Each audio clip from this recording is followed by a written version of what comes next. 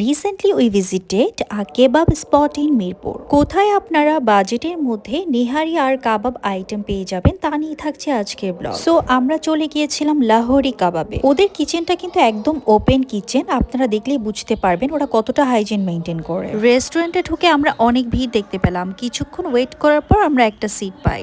আমরা ওদের মেনিউ থেকে দুইটা কাবাব আইটেম অর্ডার করি, একটা হারিয়ালি কাবাব আর একটা লাহোরি স্পেশাল কাবাব, আর সাথে ছিল 2 ধরনের নান আর একটা পরোটা। এছাড়া অর্ডার করেছিলাম চিকেন টিক্কিয়া কাবাব। ওদের স্পেশাল আইটেম থেকে নিয়েছিলাম ওদের বাটার চিকেনটা আর বিফ কালা ভুনা, আর সাথে ছিল ওদের লাহোরি স্পেশাল নিহারি। আমি প্রথমেই ট্রাই করি ওদের হারিয়ালি কাবাবটা। ওদের হারিয়ালি কাবাবটা অনেক মজা ছিল, ভিতরটা একদম সফট অ্যান্ড জুসি ছিল।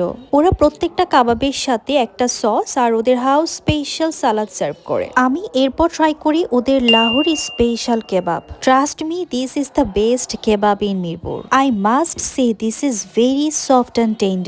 এই কাবাবটা জাস্ট মুখে দিলেই মিলে যাচ্ছিল। নেক্সট আমি ট্রাই করি লাহোরি স্পেশাল নিহারি। মিরপুরের মধ্যে আমি আসলে তেমন একটা ভালো নিহারি পাই না, বাট এই নিহারিটা খুবই ভালো ছিল। আর এই লাহোরি স্পেশাল নিহারিতে আপনারা নিহারির সাথে মাংস এবং মগজও পাবেন। আপনারা যদি মিরপুরের মধ্যে ভালো নিহারি ট্রাই করতে চান, this is the best choice. ওদের নিহারির ঝোলটাও কিন্তু বেশ ঘন ছিল।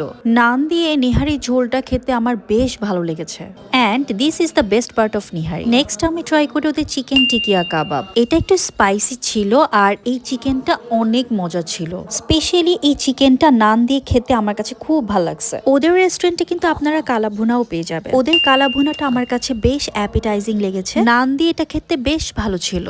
আমরা ওদের বাটার চিকেনটাও ট্রাই করি। ওদের বাটার চিকেনটাও বেশ সফট ছিল, কিন্তু আমার কাছে মনে হয়েছে ওদের বাটার চিকেনটার একটু ইমপ্রুভমেন্ট প্রয়োজন। If you are a kebab lover, you must visit this place, specially their kebab items and nihari. Thanks for watching.